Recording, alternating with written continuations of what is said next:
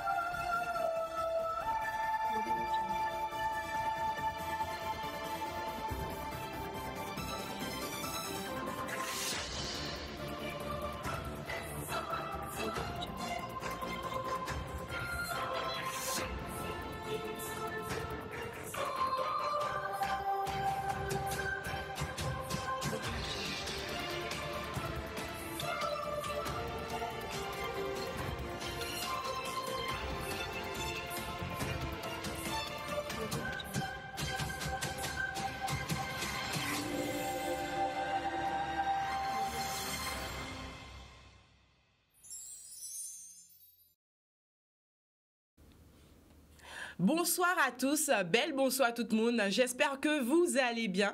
Aujourd'hui nous sommes vendredi, merci d'être au rendez-vous en direct télé, en direct Facebook, Canal 10. Notre rendez-vous hebdomadaire Secret de Femmes, l'occasion de partir à la rencontre d'une femme. Et encore aujourd'hui je reçois une magnifique queen. Nous allons parler d'un sujet très particulier, on n'en parle pas souvent. En tout cas je suis très heureuse qu'elle ait accepté d'être avec nous aujourd'hui. C'est une athlète bodybuilding catégorie bikini. Elle s'appelle Maïté Elzo et elle est avec nous aujourd'hui. Bonsoir Maïté, comment vas-tu? Bonsoir, très très bien Queen Viv. Déjà merci pour l'invitation. Merci à toi. Très contente qu'on puisse parler de bodybuilding. Exactement. Ah oui. Exactement, tout à fait. C'est rare hein. On est d'accord. Complètement. Le bodybuilding au féminin, c'est rare. En tout cas, tu mets en avant, on va dire, ce sport au travers de tes réseaux sociaux. En tout cas, moi, j'ai vu ton évolution au fur et à mesure. Et là, tu es parti pour de très belles aventures. Et tu es avec nous aujourd'hui pour nous parler de ça, pour nous parler de ton parcours qui est vraiment inspirant. Une sportive depuis déjà quelques années, hein, on peut dire ça? Clairement, oui. Le sport a toujours fait partie de ma vie. Et la musculation pure et dure, j'ai commencé en 2017. Alors, pourquoi avoir choisi le culturisme? Alors oui, le culturisme, c'est vraiment venu en dernier. Déjà, c'est vraiment la passion pour le fitness. À la base. Voilà, parce que c'est important de faire du sport. Bon, on le dit souvent, Guadeloupe, terre de champions. Donc depuis enfant, souvent, on nous met dans des activités. Donc j'ai d'abord commencé par le volleyball. Moi, voilà. Donc j'ai joué à l'Arsenal, un petit coucou d'ailleurs à Petit-Bourg et à l'Arsenal qui fait toujours de très bons résultats. Exactement. J'étais à fond. Exactement. Et puis ensuite, j'ai grandi et puis avec la vie, donc jusqu'à la fac, j'ai continué le volleyball en équipe, etc. Et puis avec la vie professionnelle, c'est un peu plus compliqué. On ne sait pas trop quoi faire comme activité. Et il y a eu l'ouverture des fameuses salles qu'on connaît bien de sport, qui sont pratiques parce qu'elles sont ouvertes de 6h à 23h. Donc même si on travaille, on peut aller faire du sport. D'adapter son temps. Donc j'ai commencé à aller faire un peu de sport en salle. Donc au départ, c'était les vidéos de renforcement musculaire, du cardio, parce qu'on sait qu'il faut s'entretenir, brûler des calories, des choses comme ça. Et puis, j'en faisais, mais vraiment assidûment, jusqu'à 5 fois par semaine. J'adorais, mais ça m'a fait pas mal fondre, en fait. C'est bien beau de faire du cardio, mais il manquait un petit quelque chose.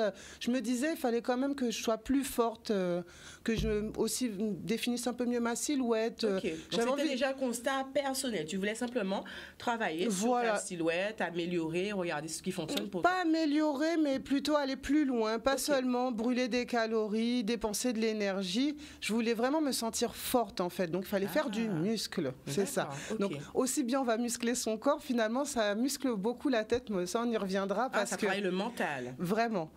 Et donc j'ai une amie qui avait déjà eu quelques séances de coaching en musculation, tout ça, qui m'a dit mais viens, fais de la muscu avec moi et tout. Alors je connaissais pas trop cet univers, hein. Je viens pas du tout d'une famille de bodybuilder ou autre. Donc j'avais comme tout à chacun, ou peut-être les gens qui nous regardent aujourd'hui, quelques petits a priori. Je me suis dit la musculation. On va en parler justement là des a priori. Bof et tout ça. Elle me dit mais tu sais t'es quand même plutôt sèche parce que j'avais eu aussi un parcours de Miss et quand on est Miss on recherche vraiment à être menue parce que les critères c'était ça. Et elle me dit t'es quand même plutôt sèche et tout ça. Moi je t'ai connue volleyeuse, t'avais un peu plus de corps parce que sans m'en rendre compte je faisais beaucoup de renforcement musculaire en pratiquant le volleyball. Et en arrêtant le volleyball il y avait plus cet apport là finalement. Donc j'ai commencé la musculation tranquillement. Au début, on ne met pas de charge, on apprend les positions. on se familiarise avec les machines. Et puis, petit à petit, j'ai vraiment pris goût. Et puis après, c'est la performance. On se lance des défis. On va mettre 5 kilos, 10 kilos, 15 kilos. On va vouloir apprendre telle technique, puis travailler tel muscle, telle zone, et ainsi de suite, en fait. Comme je suis assez curieuse. Alors, on va, c'est plutôt Maïté, hein? Parce qu'il n'y a pas tout le monde qui a lancé yo Adam, voilà ça. Et donc, tu vois des résultats tout de suite sur ton oui, aspect voilà. physique. Alors après, tu commences justement à prendre un peu plus de volume, prendre du muscle. Et puis, c'est vraiment ce qui m'impressionnait, c'est de réussir en fait à soulever ses charges. Personnellement, je me suis jamais blessée parce qu'on croit toujours qu'on va se faire mal, se blesser. Comparé à beaucoup d'autres sports où il y a beaucoup d'impact, là, c'est pas le cas. C'est beaucoup de technique. En fait, on répète des gestes. Des mouvements. Voilà. Et au fur et à mesure, on prend de l'assurance et là, on peut charger de plus en plus et aller plus loin et tester encore avec d'autres accessoires, rajouter un step, ceci, cela. Et après, c'est un peu sans fin puisque il y a tout le corps finalement à façonner. Donc, il y a de quoi faire. On parle d'addiction à la musculation. Est-ce que c'est vrai? Est-ce que tu le ressens, non, je le vis pas non plus comme une addiction. Soit peut-être on pourrait dire addiction au sport, mais je pense qu'il y a quand même une marge entre pratiquer du sport régulièrement et être addict. C'est-à-dire que pour moi, c'est important de pratiquer du sport, mais il y a des périodes, si je suis pas, fatiguée, malade, ou il peut y avoir des drames dans la vie ou autre, je ne ferai pas de sport forcément dans cette période-là, mais j'aurais envie d'y retourner justement pour me sentir bien.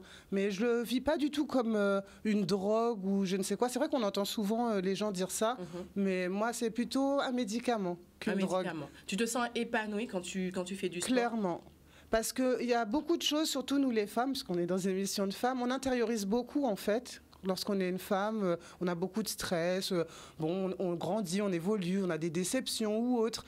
Et on garde tout à l'intérieur et c'est bien de passer aussi les émotions par le corps. Donc il y en a, elles vont danser, d'autres, je sais pas, ils vont peindre, etc. Mais je pense que le sport, ça permet aussi d'extérioriser en fait toutes ces choses-là qu'on ne sait pas faire autrement, ça passe dans le corps et on se sent mieux. On se sent mieux. Et tu le disais aussi, ça a un impact aussi sur le mental. Tout à l'heure, tu disais, nous femmes, nous avons le charge mentale. C'est ça. Des choses à surmonter, des challenges. Oui. Et travailler, se donner à fond, en tout cas dans le sport, ça permet de travailler aussi son mental. C'est ça, puisque des fois, on manque d'assurance, de confiance. Souvent, on se dit, oh là là, je ne vais pas pouvoir soulever telle charge, ou oh là là, non, je ne suis pas capable. Et en fait, on a beaucoup de force, par exemple, on ne s'en rend pas compte, mais nous, les femmes, on a beaucoup de force dans les jambes, contrairement aux messieurs.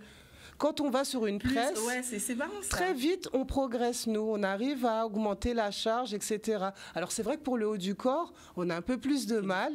Mais quand on regarde les messieurs, eux, ils vont vite développer le haut du corps. Et puis, les jambes sont souvent à la traîne. Mais ça nous permet de voir nos qualités, nos forces. Et en fait, on est sacrément forte et on a un sacré mental, puisqu'on résiste bien à la douleur également. On connaît des douleurs tous les mois. On ne va pas se le cacher. Il y en a d'autres. Donc, ils en sont même malades avec l'endométriose, tout ça. Mais on est vraiment des êtres qui avons l'habitude, en fait, de souffrir et d'accepter cette douleur-là. C'est malheureux à dire, mais c'est la vérité. C'est une réalité. On est habitué à avoir mal. On n'est pas douillette, finalement. Pas tant que ça. Voilà. C'est la société qui veut nous montrer comme ça, mais en fait, on est plutôt résistante. Et quand on a une idée en tête, on s'y tient. Et donc, on arrive à progresser, à tenir le cap. Le bodybuilding n'est pas seulement une affaire d'hommes et les femmes se sont-elles aussi faites une place dans ce milieu pourtant très masculin. Est-ce que tu es d'accord avec ça? Est-ce que aujourd'hui, en 2021, tu peux dire que 2022, oui. Tu peux dire que les choses ont évolué ou tu fais toujours le même constat? Alors très masculin. Oui et non, puisqu'il y a toujours eu des femmes en fait dans le bodybuilding. On a de très nombreuses athlètes féminines qui sont pas forcément connues d'ailleurs, qui mériteraient d'être connues et elles datent pas de 2020 ou 2021, elles ont fait des carrières depuis plus de 20 ans et elles sont même des fois reconnues à l'international et peut-être même pas chez nous. Donc en fait, les femmes ont toujours fait partie de cet univers du bodybuilding. Simplement, peut-être elles avaient un peu moins de visibilité ou on les rejetait même, j'ai même envie de dire ça. Oui, tout à fait. Puisque au départ, dans le bodybuilding, c'est vrai qu'il y avait plutôt que les grosses catégories. Donc quand je dis grosses catégories, c'est vraiment impressionnante. très volumineuses. On se rappelle hein, des voilà, carrures, assez semblables aux hommes finalement. Exactement. Donc c'est vrai que finalement on oubliait peut-être leur féminité, on le disait bon, c'est des femmes à part, mais elles ont toujours été là. Et c'est intéressant ce que tu dis. Hein. Mais depuis qu'il y a des nouvelles catégories, donc là c'est plus aux alentours des années 2015-2017, donc la catégorie à laquelle j'appartiens, bikini, qui a été vraiment lancée en France et d'ailleurs chez nous aussi. Là on commence à se dire mais finalement c'est un sport plus féminin, et d'ailleurs les critères dans le bodybuilding aussi ont évolué. Alors justement, parlons-en des critères. Alors qu'est-ce que la catégorie bikini? Par exemple, toi tu es athlète bodybuilding bikini. Quelle est cette catégorie? Qu'est-ce qu'on peut en dire? Alors dans le bodybuilding, effectivement il y a plusieurs catégories. Donc la première catégorie, c'est pas en termes de meilleur ou pas, hein. Je parle vraiment, c'est proportionnel en fait. Il y a bikini, donc en fait il faut être donc musclé, très défini, mais j'ai envie de dire plus petit volume. C'est les plus petits volumes. Ensuite il y a la catégorie wellness, c'est la catégorie d'ailleurs la plus populaire chez les femmes dans le monde. C'est pas bikini, c'est l'intermédiaire où là elles sont plus volumineuses, elles sont très féminines toujours, talons, bijoux, maquillage, maillot de bain, mais elles sont plus volumineuses. Au niveau des cuisses et des muscles, les muscles sont encore plus volumineux et plus apparents. Ils sont moins menus en fait. Et ensuite, ça continue. Il y a figure. Donc là, on arrive vraiment à, comme son nom l'indique, quelque chose de très démonstratif. Là, elles n'ont plus de talons, puisque les poses qu'elles doivent présenter, et vu leur gabarit, se font pieds nus, mais elles restent en bikini et très féminines aussi, maquillage, bijoux. Et après, on arrive donc à la très grosse catégorie bodybuilding. Et là, c'est les gros volumes, comme on retrouve généralement chez les hommes. D'accord. Alors, pourquoi... Alors, la catégorie bikini, à laquelle tu fais partie, est-ce qu'elle a été définie par ta morphologie, donc directement, ou est-ce que tu as hésité entre bikini et l'autre, excuse-moi... Wellness. Wellness, et tu t'es dit, bon, je vais tester bikini. Comment ça s'est fait? Alors, moi, j'ai vraiment choisi bikini par rapport à mon profil, pas physique, mais... Parce qu'on peut, le corps, il est malléable en fait. Si j'avais choisi d'aller en wellness, j'aurais suivi une préparation physique pour avoir les volumes attendus en wellness. D'accord. Mais j'ai choisi bikini là plus par rapport à mon parcours. Comme j'ai déjà été donc Miss traditionnelle. Voilà, donc en 2010, moi j'ai participé aux élections de Miss Internationale Guadeloupe. Et du coup, j'avais eu beaucoup de bons retours. Et là, ça m'intéressait en fait de rester dans cette dynamique-là, mais avec en plus la shape, le côté justement plus musclé. Et c'était quand même un défi parce que c'est pas évident d'être musclé et sèche comme ça, menu, c'est assez particulier. Tout est en profondeur en fait. C'est pas en largeur, épaisseur, mais en profondeur. Il faut nous expliquer ça là, parce que tu emploies les termes. Alors, est-ce qu'on peut voir quelques photos? Alors, tu nous expliques un petit peu parce que tu l'as dit, dans cette catégorie, tu parles de maquillage, tu parles de talons. Est-ce qu'on peut voir les photos? Tu parles de talons, de maquillage, tout à fait. Tout est réglementé. Bijoux. Tout est réglementé. Donc ça, c'est important. C'est la base. En fait, ils ont vraiment voulu féminiser donc, cette discipline. Donc les maillots de compétition, c'est pas n'importe quel maillot de bain qu'on peut porter. C'est des maillots réglementaires. Par exemple, moi là, c'est les maillots de la NPC. Donc ils ont une forme triangulaire avec des connecteurs, c'est-à-dire les bijoux qu'on voit. Ça ressemble à nos maillots de bain de carnaval dans la Caraïbe, les costumes. Tout à fait. Donc avec des connecteurs en diamant et en strass, aussi bien au niveau de la taille que pour l'attache au cou. Quand on est par exemple dans une fédération, la IFBB, là c'est des maillots avec le bonnet rond. C'est un petit peu comme les soutiens-gorge, il y a plusieurs formes. Et en fait, c'est pour dévoiler en fait, plusieurs choses différentes du corps, et chaque catégorie attend de voir telle ou telle chose. Donc même le maillot est étudié pour mettre Ils sont faits main, c'est des maillots de bain réglementaires. Quand tu concours à la NPC, tu dois avoir un maillot de bain triangle. Si tu es en IFBB, un maillot de bain rond. On ne peut pas aller avec...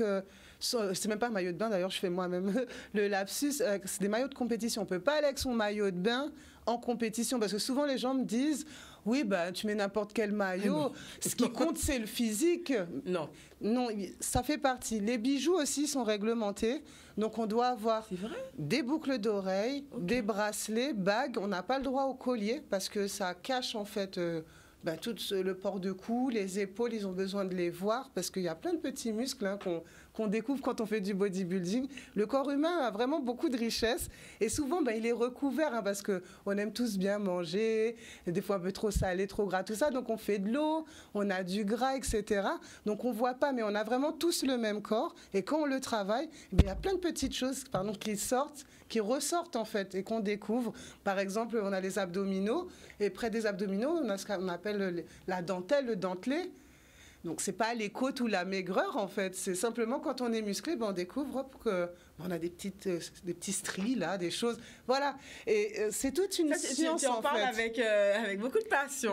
C'est toute une science du corps humain. Je pense que pour tous ceux qui aiment ça, ils ont de quoi faire et beaucoup à apprendre. C'est pour ça qu'il existe même des études. Toutes les personnes, par exemple, qui sont à l'université de en STAPS, ils apprennent vraiment toutes ces petites clés du corps humain. Et le bodybuilding, c'est ça en fait, c'est chercher à dévoiler toutes ces choses-là et répondre donc aux critères. Et ce qu'on appelle la shape. La perfection. Est-ce qu'on peut parler de perfection? Alors, c'est pas du tout de la perfection, puisque après tout, toutes les femmes sont belles, tous les corps sont beaux. Mais il y a des critères, tout simplement. Et on cherche à répondre à certains critères. Mais je parlerai pas de perfection.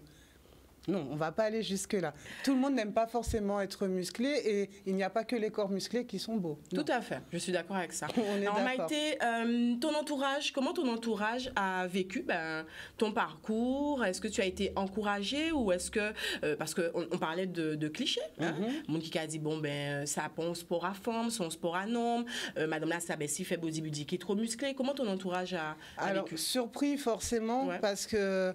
Bon, déjà, quand j'avais fait Miss, ça avait un peu étonné, puisque j'ai toujours été sportive, très naturelle. On me disait, mais pourquoi tu veux faire Miss? Là, j'avais d'autres objectifs par rapport à ça. En fait, on peut le dire, mais je voulais travailler dans les médias, justement. Et j'ai remarqué qu'en Guadeloupe, c'était important d'avoir cette reconnaissance-là. Et ça a fonctionné, d'ailleurs. On m'a donné mes premières opportunités après ces élections. Donc... Voilà pourquoi j'avais fait Miss et puis ça m'avait permis de voyager, rencontrer du monde puisque j'avais choisi les concours internationaux. Mais là, tout le monde m'a dit t'as déjà la trentaine, t'as déjà fait Miss, t'as déjà quand même une carrière professionnelle, on te connaît comme journaliste animatrice, tout ça. Pourquoi faire de la musculation, quoi? Ils étaient étonnés et j'ai dit simplement parce que ça fait des années que maintenant je pratique le fitness. Plus qu'assidûment, je suis passionnée et j'ai envie de me challenger. D'aller plus loin. Voilà, pouvoir faire de la compétition, être jugée aussi par des spécialistes, c'est important. En plus, c'est à l'international, donc c'est quand même intéressant de sortir de chez soi, de voir un petit peu ce qu'on vaut et puis représenter la Guadeloupe, ça m'a toujours plu, donc c'était une occasion supplémentaire. Quand tu dis être jugée par les autres, ça, le regard des autres, tu es au clair avec ça? Ne te fait pas peur? Je pense que quand on fait ce genre de discipline, il faut pas être là-dessus parce qu'effectivement, des préjugés, il y en a plein, des remarques désagréables aussi. Et c'est vrai que donc l'entourage, pour revenir à la première question, était étonné. Mes parents, les premiers, oui, c'est quoi? Mon père, en plaisantant, me dit, tu veux faire quoi? Miss Muscle? Je comprends pas. T'as toujours aimé le sport, t'étais compétitrice, mais là, c'est pas forcément utile, tu te fais souffrir, tout ça. Et comment tu rassures dans ces cas-là ton entourage? Tu le prends sur la défensive, tu dis non, c'est non, cool, vraiment, c'est mon nouveau défi. Après, mon entourage me connaît quand même. Donc, ils ont regardé ça d'un œil assez surpris, un peu sceptique. Et puis, un peu comme toi et les autres sur Internet, ont suivi l'aventure et ont commencé à comprendre déjà que c'était ma passion, donc ils m'ont soutenue. Et ça, c'est de l'amour, comme je dis, puisque quand on voit que tes yeux brillent, que tu kiffes, en fait, tout simplement ce que tu fais, t'es animé, t'es épanoui. Tout à fait. Les gens, ils valident, ils sont à fond avec toi, puis ils commencent à s'intéresser aux critères, aux destinations. Et puis après, ils voient que tu fais des médailles, des podiums. Et ça a été la cerise sur le gâteau aussi, je pense, pour que l'acceptation. Donc au final, j'ai pu avoir du monde autour de moi et même mes amis. Tout le monde, finalement, comprend très, très bien. Et t'encourage. Et m'encourage. Maintenant, tout le monde est là. Allez, tu vas l'avoir, la carte pro. Ils sont à fond et ça fait super plaisir. Ou même mes parents, ils s'intéressent vraiment aux critères. Ils regardent quels sont les athlètes, le top 10 mondial. Parce qu'en fait, quand on se présente, souvent je montre le posing parce qu'il y a une manière de se présenter où on montre, en fait, il y a des positions avec des enchaînements. Et je vois que là, par exemple, ma mère, elle regarde tous les posings qu'il y a eu aux dernières grosses compétitions, Arnold ou Olympia. Elle me fait, ah ouais, le style est intéressant, nanani. Toi aussi, tes transitions, ceci, cela. Et ça, c'est sympa, en fait. Et j'ai réussi finalement à intéresser... à fédérer. Hein, voilà, les gens, et finalement, fédérer un petit peu. Alors, à contrario, c'est plus les hommes qui ont plus du mal, en fait, avec ça. Ça, c'est intéressant. Voilà, parce que c'est les premiers qui vont me dire, bah, Maïté, franchement, t'étais super avant, tu vas chercher quoi? Parce qu'ils avaient un peu peur du résultat final. Ils se sont dit, mais tu vas être trop musclée, tu vas devenir masculine. Quelque chose qui revient assez souvent aussi. On m'a dit que je vais avoir les fesses carrées, parce qu'on sait qu'on est dans une génération où apparemment la fesse est très importante, n'est-ce pas? On les montre beaucoup dans nos régions, puisqu'on est souvent en maillot de bain, etc., effectivement. Moi, je suis totalement décomplexée par rapport à ça parce que je suis une carnavalière dans la Caraïbe aussi. Donc, je suis souvent en bikini. Enfin, j'ai pas de gêne à ce niveau-là. Je pense qu'on a vraiment une force en plus parce que quand je regarde, par exemple, des compétitrices européennes, elles, le défi, c'est d'arriver à être sur scène en maillot de bain. Alors qu'elles travaillent comme des acharnées à la salle, elles ont une force mentale, mais elles peuvent perdre tous leurs moyens juste pour être en maillot de bain sur scène. Alors que nous, bon, vu notre culture, nos activités avec le carnaval, on a l'habitude d'être costumés, d'être dénudés. Donc voilà. Ça passe crème. Ça passe crème. Au contraire, on est à l'aise, on aime bien. On est quand même un peuple de show et on le fait bien. Je pense que c'est pour ça aussi les médailles, tout ça, ça doit être la petite touche caribéenne. La petite touche caribéenne. Non, on va pas dire un petit peu. C'est la touche caribéenne. Qui fait la différence. Mais voilà, donc on avait peur donc, au niveau des hommes, c'est ça. Que mon corps se masculinise. Et j'ai dit, mais non. Avant d'avoir, effectivement, si on regarde les compétitrices d'autres catégories, oui, quand une fesse est très musclée, elle est beaucoup moins arrondie, puisque l'arrondi, c'est de l'eau, de la graisse, on le sait. Mais avant qu'une fesse soit carrée, je crois que les gens ne se rendent pas bien compte du travail qu'il faut pour avoir une fesse aussi musclée pour qu'elle ne soit plus ronde. Donc, dans ma catégorie, de toute façon, les critères, c'est ça. Il faut rester féminine. Donc, il ne faut pas être trop veineuse. Il ne faut pas être trop striée également. Il faut avoir toujours les fesses rondes. C'est des vrais critères, en fait. Les épaules rondes, mais pas trop développées ni trop larges. C'est vraiment la catégorie, pour moi, girly. Oh, ah, c'est mignon ça, j'aime beaucoup. Et c'est pour ça que je l'ai choisi. La catégorie girly. Alors finalement, tu dis, hein, tu te heurtes un petit peu à ces réticences au niveau de la gente masculine. Mais là, quand même, ton parcours, est-ce que tu as déjà des retours? Est-ce que finalement, finalement... Il me félicite. Il y avait quand même des réticents qui continuent à dire que bon, ils préfèrent le physique de la femme plus classique, pulpeuse, avec des rondes. Formes. Chez nous, sous nos latitudes, on aime les formes, on aime la rondeur, et tant mieux hein, d'ailleurs. C'est sûr qu'on n'est pas pour la maigreur ou trop de muscles.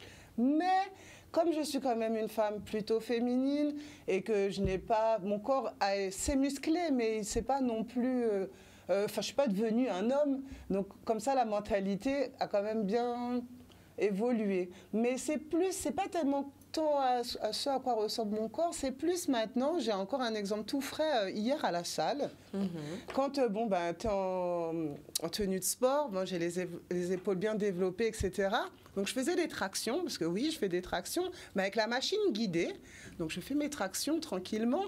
Et là, il y a un jeune homme qui me regarde. Et puis, quand j'ai terminé mes tractions, il me dit c'est bien exécuté, mais ça donne quoi au poids de corps? Donc, en fait, maintenant, les garçons, ils veulent me tester. Carrément. Comme je suis musclée, ils ont besoin de vérifier si c'est la machine. En fait, il y a toujours ce truc de compétition. De se dire non, c'est pas possible. La fille, elle peut pas faire ça. C'est parce qu'il y a une machine guidée. Et en fait, voilà, je trouve que les mentalités, c'était la journée de la femme, on est toujours au mois de mars, ça bouge pas. Dès que c'est une femme, finalement, qui va faire un exploit sportif, il y aura toujours une raison. Ah, c'est parce que c'est la machine. Ah, c'est parce que c'est son chéri qui l'entraîne. Ah, ça prend quelque chose.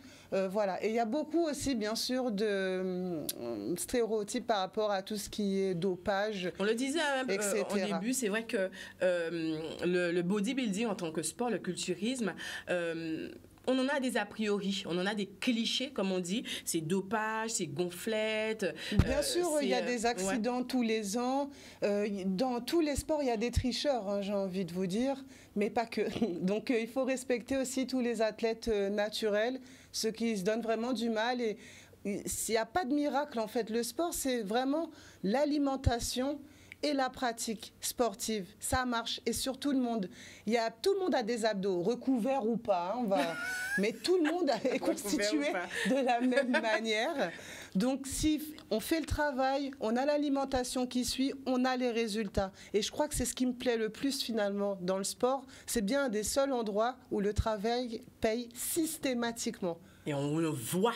Oui, on s'accroche, en 1 mois ça bouge, 2 mois c'est pas mal, 3e mois on a déjà atteint un objectif. Ce que j'aime bien avec toi, c'est que même sur les réseaux, tu motives, toujours avec le sourire, voilà, on sent la passionnée derrière. Alors on va faire un petit tour du côté du Facebook, parce qu'on a déjà des réactions jaconnettes.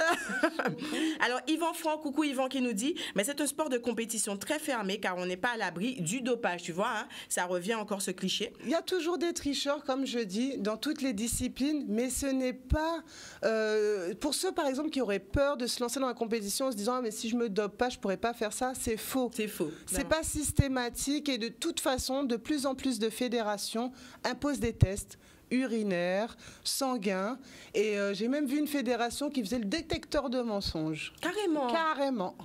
Parce que c'est vraiment un sport qui a été entaché par tous ces scandales autour du dopage et qui a vraiment envie d'avoir une autre image, et plus de respect parce que c'est tellement de travail. Beaucoup de travail, justement, on va en parler tout à l'heure de ton travail, même au quotidien. Yvan qui continue, qui nous dit, on vous sent vraiment passionné, on l'a dit, tu es une passionnée, c'est ce qu'on aime chez toi. Kitoun Sripian, coucou Kitoun, qui nous dit très passionnée, elle parle avec amour de son sport, on peut très bien faire de la muscu en tant que femme sans aller à l'extrême, nous dit Yvan. Tout à fait. On appelle ça du renforcement musculaire. De toute façon, moi, je pense que tout à chacun devrait pratiquer un peu de renforcement musculaire, ne serait-ce que pour porter son enfant quand il fait plus de 10 kilos. C'est comme une haltère, hein, sans vouloir... les mamans, il faut avoir des dos solides. Ah non, mais ça, ce que tu dis là, c'est ce qu'elle fait, c'est tout dos. Ah, toutes les mamans souffrent du dos, les femmes enceintes, etc. Donc, on travaille les lombaires, on se renforce, n'est-ce pas? Les bras également, les packs d'eau, les courses. Il faut être capable de les porter. Les bouteilles de gaz, pour ceux qui sont encore à bouteilles de gaz, etc. Mais ça, Mathis, on a qui dit comme ça, oui, mais le shérif va faire ça. Si, il y a un shérif. Et c'est pas systématique. Et même des fois, quand il y en a un, c'est peut-être pas forcément les mêmes heures où on va faire les courses et le mari est là. Enfin, voilà. Je pense que pour être épanoui au quotidien, il faut pouvoir faire ses affaires soi-même. Exactement. Et il faut un corps solide pour ça aussi. Tout à fait. Tu parlais de mental. Qu'est-ce que le culturisme t'a apporté en termes de mindset? Alors vraiment, l'abnégation, carrément. Parce que quand on fait de la compétition, alors c'est peut-être, en tout cas pour moi, mais je pense pour beaucoup d'athlètes, la partie la plus difficile, c'est pas tant la musculation, c'est la fameuse diète.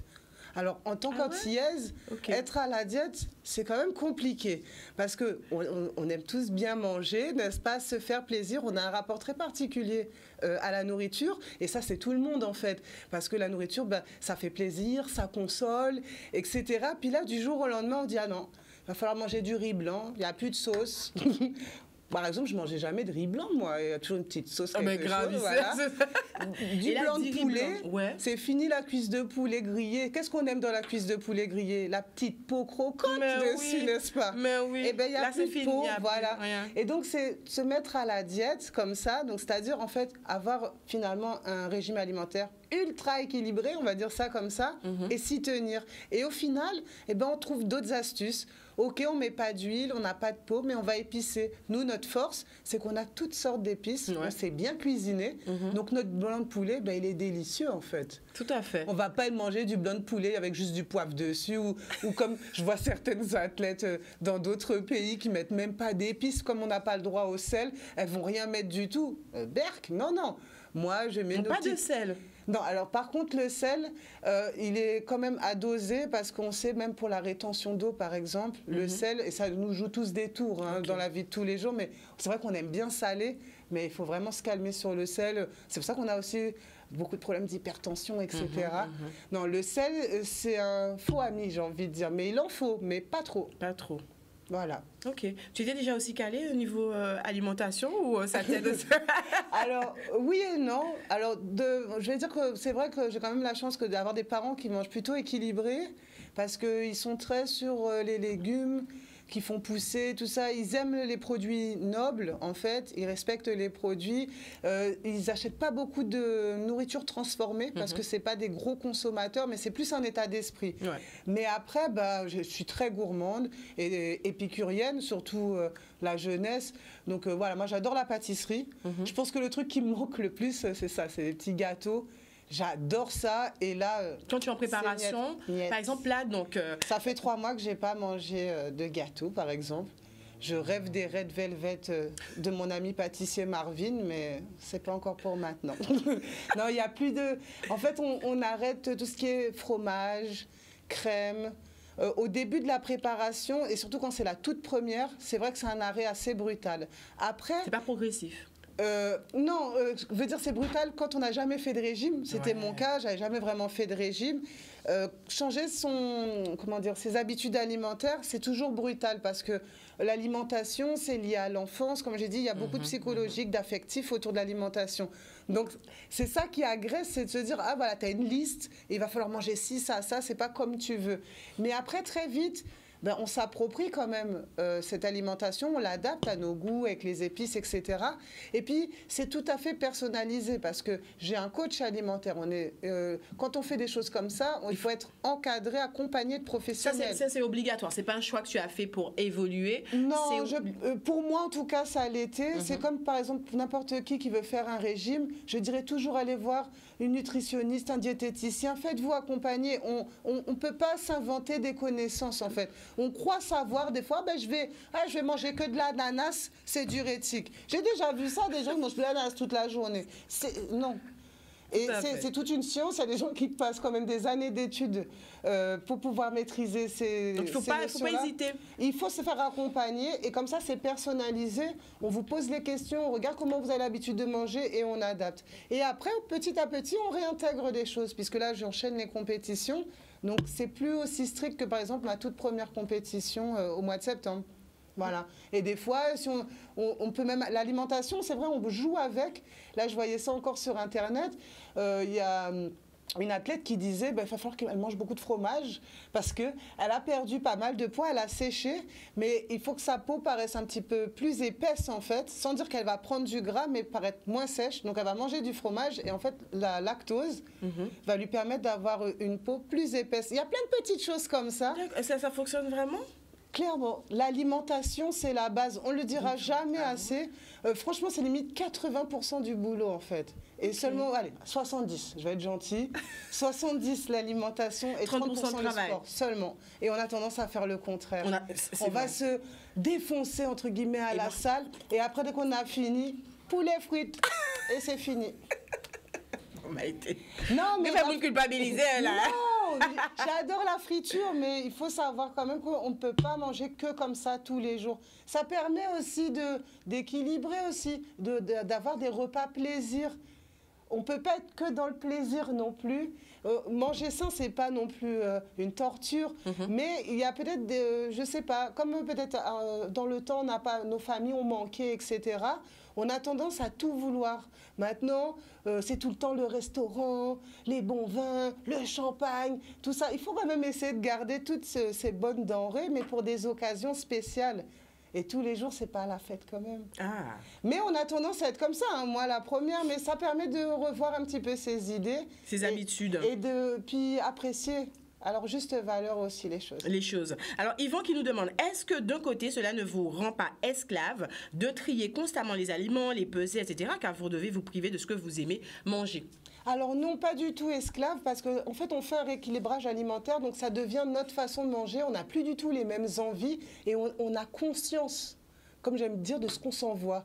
Par exemple, je vais dans une boulangerie aujourd'hui, je regarde les soi-disant plats healthy. Alors, c'était une pizza. Donc, déjà, la pâte à pizza, bof, c'est du pain. Bon, bof. Saumon, on se dit, oh, ça va, c'est du poisson. Sauf que le saumon, c'est un poisson gras. Du fromage fondu, donc recouche de gras et tout. Je me dis, mais non, c'est pas bon. Alors que peut-être il y a quelques années, je me suis dit, en fait, notre vision des aliments, tout ça, ça évolue. Et on a conscience de ce qu'on mange. Donc, moi, je ne me sens pas plus privée que ça. Juste privée en quantité, effectivement. Ça aussi, c'est difficile parce qu'on ne se rend pas compte, mais on mange énormément. Nous, en tout cas chez nous, en quantité, on va acheter un sachet de frites à 2 €. On a quasiment 1 kilo de frites si on le pèse.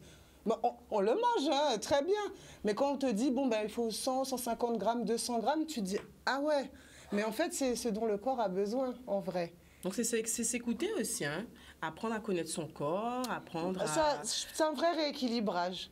C'est plutôt moins s'écouter finalement. Ah. Et après, on n'a pas de sensation de faim, etc. Parce qu'on n'a besoin que des 200 grammes en vrai. Hein. Et l'estomac, il est bien fait. Plus on lui donne à manger, plus il s'élargit. Mais moins il y a à manger, il se referme. Mais il n'y a pas forcément besoin d'aller faire des opérations pour fermer l'estomac. On peut au moins, au départ... Non, je respecte et c'est très dur. Parce que des fois, je me demande, et heureusement, la plupart du temps, elles se font accompagner. Mais quand, justement, psychologiquement, on est habitué à manger des grosses quantités et que du jour au lendemain, bah, le corps, il est fermé. Et donc, on ne supporte pas ces grosses quantités. On est obligé de manger des petites quantités. C'est pas évident. Donc, si ça peut être traumatisant aussi. Voilà, il faut être accompagné pour ça. Alors, on peut essayer. Après, il y a toujours des gens pour qui c'est difficile, mais au moins essayer de rééquilibrer, de se faire accompagner pour peut-être déjà par soi-même essayer de réduire, changer les habitudes et réduire cet estomac, mais ça se fait naturellement sans tomber non plus dans l'extrême de plus manger du tout. C'est pas on mange pas non plus. Souvent les athlètes, bon, c'est vrai comme on est en restriction sur des choses, on aurait tendance à dire ah ouais je mange plus, c'est la galère et tout, mais on mange. Mais on mange plus n'importe comment. C'est calculé, mais pour avoir aussi des résultats et ça marche. Moi, j'ai toujours pensé que j'étais très celluliteuse de cuisses, fesses, enfin, voilà, que ça ne pouvait pas se lisser, etc. On mettait les crèmes, des machins, mais non, ça ne fonctionnait pas. Il suffit vraiment de changer l'alimentation et l'aspect de la peau, il change. Tout simplement. Tu donnes envie de se pencher. Non, mais ce n'est pas des blagues, c'est réel. C'est réel. Et c'est vraiment ce qui me plaît dans ce sport, c'est qu'on voit que quand on maîtrise l'alimentation et qu'on se bouge un petit peu, eh ben, on peut avoir tout simplement son poids de forme, sans parler du côté esthétique. Parce que finalement, le bodybuilding, notre recherche, c'est pas d'avoir des tablettes, des gros muscles. C'est pas quelque chose d'esthétique, c'est vraiment le mental. En fait, on a envie de réussir le processus. On a envie d'arriver au bout, dans le sens qu'on a tenu nos petites habitudes alimentaires, on a fait les exercices et ça a payé. Voilà. Et ça, il n'y a pas plus grande satisfaction que de réussir un objectif qu'on s'est fixé. Tout simplement.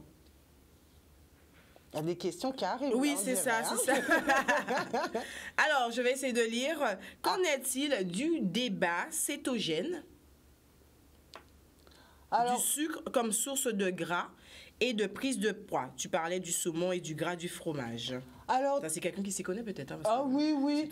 Moi, je ne suis pas du tout extrémiste. Je n'irai jamais dire mangez ceci, ne mangez pas cela. C'est vraiment, ça dépend de l'individu, ça dépend de sa santé.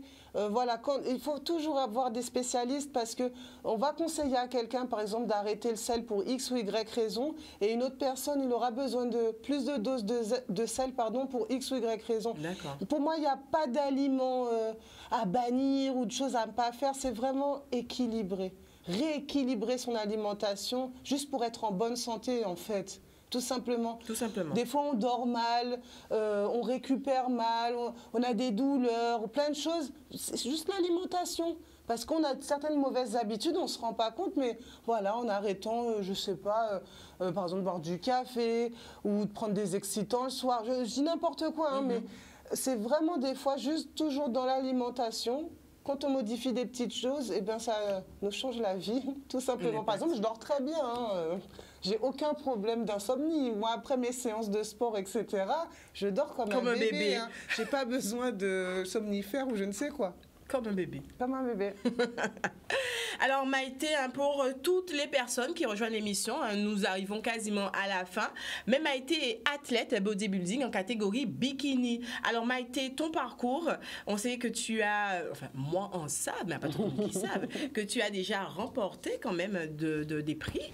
Alors oui, dis-nous. Surprise. Voilà. Alors, depuis que tu as commencé, quelles sont les compétitions auxquelles tu as participé et surtout quels en a été les résultats? C'est vrai que maintenant, je suis quand même agréablement surprise, mais j'ai déjà un petit palmarès. Donc, j'ai participé en octobre à une compétition internationale, le Grand Open de Santo Domingo. C'était ma toute première compétition et je suis arrivée 5e, donc j'étais dans le top 5. Donc ça m'a encouragée à continuer.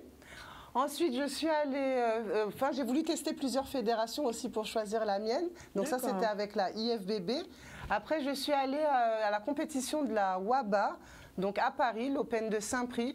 Et là, j'ai carrément remporté dans ma catégorie. Je suis arrivée première, j'ai remporté cet Open. Donc là, ça m'a paru... Fierté de ouf. C'était juste hallucinant. Et donc, c'était évident qu'il fallait que je continue. Ensuite, on m'a proposé, suite à cette victoire-là, de participer avec la IBFA à carrément le championnat du monde en Italie. Je suis arrivée 2e, donc je suis vice-championne du monde IBFA aussi dans ma catégorie bikini. Bravo. Et merci. Et après, j'ai connu encore une autre fédération qui m'a vraiment fait de l'œil. C'est la fameuse NPC, donc la fédération américaine qui avait ouvert en France très récemment. Donc je crois que ça fait 1 an qu'il y a NPC France, donc c'est un peu partout dans le monde, mais il n'y avait pas encore, et maintenant il y a la NPC France. Donc j'ai participé, là on est obligé de faire 2 compétitions, une régionale et la Pro Qualifier, en gros on va dire la grande finale. Donc à la régionale je suis arrivée 3e, donc encore un podium. Et c'était la semaine juste après, j'ai fait la grande finale, et là je suis arrivée 2e. Donc, je suis obligée de continuer. Oui, je suis obligée de continuer. Oui, parce qu'il faut essayer d'arriver première. Alors. Et à la NPC, d'ailleurs, il y a le Grand Prix caribéen la semaine prochaine. Donc là, tu es en pleine préparation. C'est ça, fin de prépa même. C'est pour ça qu'on est super contente que tu sois là, parce que merci pour l'invitation. C'est un peu occupé tout ça, mais ça me fait tellement plaisir de pouvoir partager ça avec vous. Et effectivement, donc, je vais aller aux Bermudes, puisque le samedi 26, c'est le Grand Prix caribéen, et j'espère faire une place, on croise les doigts. Alors tu pars avec vraiment cet état d'esprit vraiment, oui, je suis compétitrice, franchement j'ai travaillé dur pour, après ça reste une compétition bien sûr, mais je pense que tous les bodybuilders et tous les sportifs sont comme ça, on part quand même avec la gagne. On a envie, on y croit en tout cas jusqu'au bout. Et puis là, il y a vraiment des choses au bout, puisque... quelles sont les récompenses? Le Graal, ce serait d'obtenir ma carte professionnelle pour pouvoir être vraiment dans le circuit international avec toutes les plus grandes compétitrices internationales. Et qui sait peut-être faire en gros les Jeux Olympiques un jour du bodybuilding, enfin pour moi l'équivalent, Olympia, ou participer à des grandes compétitions aussi prestigieuses, par exemple que celle d'Arnold Schwarzenegger, Arnold donc, qui porte son nom, enfin voilà, mais c'est possible. Donc, toi, tu ne comptes pas t'arrêter là, toi tu es parti sur cette lancée. Je me suis donné au moins une saison pleine de septembre, là comme j'ai commencé en septembre à septembre, où en fonction des résultats et de là où je peux concourir, oui. Le tout pour le tout, c'est une année spéciale bodybuilding, et en fonction des résultats, oui, ça peut peut-être durer plus longtemps que prévu, effectivement. En tout cas, c'est ce qu'on te souhaite. Alors, la préparation se fait comment? Donne-nous une journée type de Maïté. Alors, pendant 3 mois, en gros, ce que j'ai fait, alors on s'entraîne quand même 6 fois par semaine. On a un seul jour de repos. Moi, j'ai choisi le dimanche, c'est sacré, on garde son dimanche.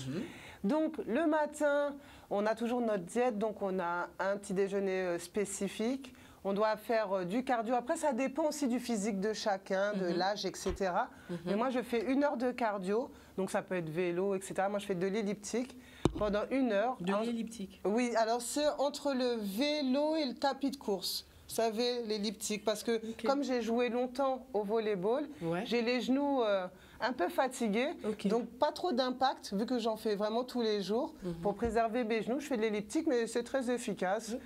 Voilà, on choisit vélo, elliptique, escalier, en tout cas, on courir, de la marche. Enfin, la marche, il vaut mieux courir, pour brûler plus de calories, mais donc on fait du cardio, moi je fais du cardio, donc pendant 1 heure. Après, je travaille les abdos. Voilà, donc bon, en ce moment, moi, je fais quand même... Parce qu'on me dit, ah, des super abdos, ben ouais, je fais 200 abdos par jour, voilà, d'entraînement. Non, mais il faut le dire, Oui, c'est beaucoup de travail. Tout à fait, il faut le dire. Aujourd'hui, donc, j'ai fait donc, cardio, abdos et taille. Donc, avec un petit bâton, on travaille la taille. Bon, voilà, bien sûr, j'ai un préparateur physique que je salue, Jean-Claude Rettel, qui m'accompagne, qui m'a fait un programme personnalisé. Ensuite, on déjeune. Et on doit faire une deuxième séance, cette fois-ci, de musculation pure, donc entre 1h30 et 2h. Et en fonction des jours, on travaille les zones. Donc il y a des séances, comme on voit souvent sur Internet, bas du corps, le fameux leg day, donc où on travaille les jambes, les fessiers, ou le haut du corps, le dos, les épaules, en fonction des critères de sa catégorie. On axe le travail. Et comme ça, on étale sur toute la semaine, on alterne. Un jour, c'est en haut, en bas, en haut, en bas. Et toujours en fil rouge, ce fameux cardio. En tout cas, voilà mon programme d'entraînement. Et après, ça dépend vraiment du physique de chaque athlète, des objectifs, de l'état dans lequel il est au moment où il se lance dans sa préparation, etc. C'est tout à fait personnalisable. C'est pour ça qu'il faut vraiment les coachs. Donc, je vous disais, j'ai Jean-Claude Rettel pour la préparation physique. Comme coach alimentaire, celui qui accompagne donc pour me guider pour l'alimentation, c'est Jean-Marc Claire. Et j'ai également une coach de posing, pour tout ce qui est posing, parce que ça ne s'improvise pas, il y a des pauses réglementaires, il y a des transitions. Après, on apporte son style, on apporte sa touche, mais il y a une base tout de même à maîtriser, à connaître. Et c'est Barbara Ménage, qui est d'ailleurs, c'est une Guadeloupéenne qui vit à Paris, mais qui est une très grande athlète. Elle est 4e mondiale, elle est arrivée 4e à Olympia encore cet été, et je l'ai croisée ici en Guadeloupe pendant les grandes vacances quand elle faisait sa prépa juste avant de s'envoler pour Olympia. Et d'elle-même, elle m'a proposé très gentiment. Elle a vu que j'étais motivée, elle m'a dit si tu veux, on va faire le coaching ensemble. Et voilà, une belle association de solidarité entre femmes, justement, parce que c'est Secret de Femmes. Et ça lui faisait plaisir en fait. Et elle aimerait qu'il y ait plus de Guadeloupéennes, justement, qui suivent un petit peu son parcours, qui se lancent. On peut vraiment se démarquer, faire du score. On a beaucoup, beaucoup de potentiel. Ce n'est pas des blagues, terre de champion, mais terre de championne aussi. Oui. Alors, est-ce que tu peux nous montrer un petit truc de posing, là? Ouais, c'est possible, ouais. Ah, oui. En plus, je transpire déjà. Vous voyez, le corps, il est en cardio tout le temps. Donc, en fait, alors, je ne sais pas où il faut se mettre. Juste au milieu, ouais. Là, voilà, parfait. D'accord. Donc, il y a 4 positions. On va faire la première, celle qu'on fait de face. Donc, quand on marche, il y a les talons, etc. Donc, ça, c'est pratique d'avoir été mise pour avoir une belle démarche. Mais, oui. Donc, voilà une première position, en fait. Boum. Donc, qu'est-ce qu'on monte? On voit donc l'achète des cuisses, les épaules, voilà une première. Ensuite, on fait des petites transitions pour passer à la back pose, parce qu'il faut montrer l'arrière. Voilà la back pose. Ok. Hop, on revient, etc. Donc, chaque pose permet de voir... De dévoiler notre chef, une partie du corps. Les épaules, la taille, les abdos, les cuisses, les fessiers. Vraiment, le corps, il est scruté à 100%. C'est bon, c'est bon. Ok, super. On m'entendait, c'est ça? Oui, moi je pense, ou peut-être. On nous dit sexy Maïté. Ah, c'est gentil. Alors, vas-y, on t'en prie. Alors, on dit, il faut plus de femmes. On nous dit, Jimmy Kamagouva qui nous dit, il faut plus de femmes. Est-ce que tu penses que ça manque? Tu disais tout à l'heure là, elle incitait ta coach à qu'il y ait plus de Guadeloupéennes. Moi, en tout cas, j'ai vraiment envie de faire le travail dans ce sens-là. Justement, au retour de cette compétition, je compte justement soit monter une association. On parle souvent avec les autres athlètes en salle et surtout essayer de, un peu avec mon expérience maintenant, et motiver, aider, accompagner les autres femmes qui auraient envie de se lancer, parce que oui, c'est tout à fait possible. En tout cas, moi, c'est mon nouveau combat en tout cas. Je veux qu'il y ait plus de femmes, effectivement, guadeloupéennes, sur nos podiums. Ah oui, parce qu'on a vraiment le potentiel, on a toutes fait du sport, souvent enfants, de l'athlétisme, plein de sports très complets qui nous ont déjà fait en fait une sacrée base physique qu'il faut juste révéler à nouveau. Comme je dis, le corps, il a une mémoire. Hein. Donc, on dit même après des semaines, on peut mettre. C'est ça. On change l'alimentation, on se met à la bonne pratique physique et on retrouve tout le monde à des abdos. Parce que souvent, les gens disent « Ah, mais j'ai toujours été rond, ça va pas changer. » Non, c'est qu'on n'a jamais changé nos habitudes alimentaires. Oui, aller en profondeur peut-être. Voilà. Elle reste à la surface. tous les abdos sont là, hein. C'est juste qu'ils sont recouverts. Et moi aussi, hein, après les fêtes, là, ils étaient bien recouverts aussi. Hein. Là, tu vas de quoi, hein, Maïté, hein? Alors, après les compétitions, il y a le fameux rebond parce qu'on va chercher une sèche. Mais après cette sèche, il faut faire quand même attention. Justement, il faut continuer à manger équilibré. Parce que sinon, on peut reprendre énormément de poids. C'est comme n'importe quel régime quand on dit l'effet yo-yo. L'effet yo-yo, c'est okay. Ah bah bien sûr. Dès qu'on fait une diète, c'est comme un régime. Donc si pendant des mois, tu manges comme ci, comme ça, tu te prives de plein de choses, et puis du jour au lendemain, tu envoies pizza, McDo, bip, c'est la catastrophe. Le corps, ça explose, puisque pendant des mois, il n'a pas reçu cette alimentation-là. Et là, tu lui envoies, il stocke. Il stocke. Ne sachant pas si tu vas retourner en diète, alors il garde tout et puis finalement, on gonfle, hein, tout simplement. Tout simplement. Le corps, c'est vraiment, c'est une science, mais il y a quelqu'un qui l'a dit tout à l'heure, là, c'est ce qu'a dit la Maïté. Il y a quelqu'un qui a dit, c'est une science. Qu'est-ce que c'est autre message là? C'est ça. Et du coup, on n'est plus du tout dans le côté superficiel de la pratique, mais on est tous en fait les passionnés de bodybuilding. Finalement, ce sont des passionnés du corps humain. Ouais. Et on essaye de se défier comme ça, en fait. Essayer de maîtriser les choses, comprendre son corps, le maîtriser et pousser les limites du corps, en fait, comme dans tous les sports. Quand on cherche à faire une performance, voilà. Non, mais franchement, tu parles avec beaucoup de passion. On refait un petit tour rapidement du côté du Facebook. Maïté, la musculation vous rajeunit de 10 années. C'est gentil, parce que là, je commence à monter, effectivement. C'est quelqu'un qui connaît mon âge, là, c'est sûr. Non, mais c'est sûr, effectivement, c'est important de pouvoir un peu maîtriser tout ça. En plus, moi, personnellement, j'ai même pas encore fait d'enfant. J'ai toujours dit ça, donc il faut quand même que je sois en forme. Je ne serai pas une jeune maman, donc il faut que je sois dynamique. Dynamique, en forme. Yvonne qui nous dit « Une alimentation équilibrée aide à bien dormir ». Ça, c'est vrai. En effet, ça fait partie d'une hygiène de vie quotidienne. Tu en as parlé. Yves Enfant qui nous dit « Énorme palmarès ». On l'a dit, elle vient à peine de commencer, mais elle fait déjà. Et je vous dis, hein, vous allez entendre parler. Vous allez entendre parler de Maïté. Étienne qui nous dit, finalement, ce qui est difficile est de maintenir l'équilibre alimentaire. Bravo, continuez votre progression. Merci. Pour faire du sport, il faut d'abord se connaître avant tout, nous dit Yves Franck. Le sport peut nous aider à nous connaître aussi, parce qu'on apprend à se connaître toute la vie, hein, on ne va pas se mentir. Hein. Chaque jour, on apprend quelque chose sur nous-mêmes, mais le sport permet, comme on est dans l'activité, par exemple, quand on est 1 heure sur un vélo, on est connecté à qui d'autre à part soi-même. Tout à fait. Donc on a du temps pour réfléchir, pour s'occuper de soi, en fait. Être concentré sur soi, pas être diverti par X ou Y chose extérieure. C'est important. Une dernière question, on peut commencer à le faire à partir de quel âge, nous demande Yvonne? Il n'y a pas vraiment d'âge. C'est un peu, je dirais, comme dans les salles de sport. Bon, à l'adolescence, on va quand même dire 16-17 ans. On va quand même laisser nos enfants tranquilles. Mais dès l'adolescence, on peut commencer à faire du renforcement. Et après, Yvonne, par exemple, il n'y a pas de limite d'âge non plus, puisqu'il y a des catégories aussi master, on appelle ça. En gros, c'est les plus âgés. Voilà, à partir de 35 ans, on peut être en master. Il y a des catégories plus de 40 ans, plus de 50 ans. Et c'est vrai que je rencontre des gens mais complètement extraordinaires, qui ont 70 ans avec des corps de quarantenaires. On se dit, mais comment c'est possible? Voilà, une bonne hygiène alimentaire et du sport tout au long de la vie, ça paye. Comme nos anciens, parce qu'ils avaient des activités très manuelles et ils mangeaient assez simplement et sainement. On voit bien nos mamies bien portantes, c'est parce qu'elles ont bien mangé et elles se sont bougées toute leur vie. Toute leur vie. En tout cas, Maïté, c'était vraiment un plaisir de t'accueillir aujourd'hui. Merci pour l'invitation. Vraiment, beaucoup de plaisir de découvrir ton univers finalement, qu'on peut retrouver sur les réseaux sociaux également. Alors, est-ce que tu peux nous dire? Alors oui, principalement sur Instagram, Matymixé, MATYMIXEY. Et je vous invite à me suivre effectivement, puisque mercredi prochain, on part ensemble aux Bermudes.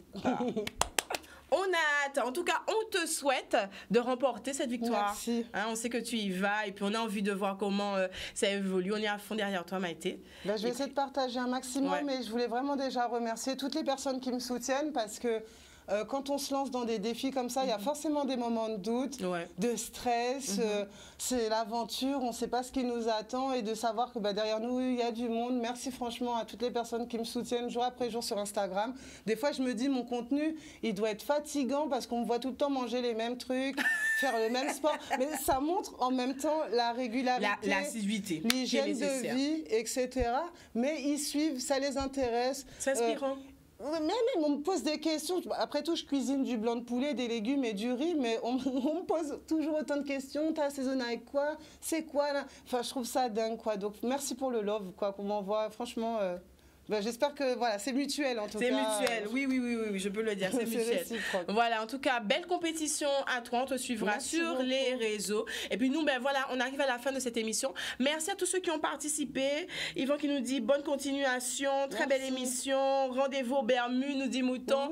Lucide, on te souhaite de remporter cette victoire, nous dit Jimmy. Encore une fois, merci. Si les autres également sont venus en télé là, eh ben on vous fait un gros coucou. Encore une fois, merci. Et nous, on se retrouve la semaine prochaine, mardi, le clin d'œil événement. Vendredi, secret de femme. Non, ce vendredi, c'est Woman Talk. Voilà, on fait une petite pause en secret de femme et on sera 3 au rendez-vous pour le Woman Talk. Je vous souhaite un excellent week-end et puis Zoja connaît en cabouzote.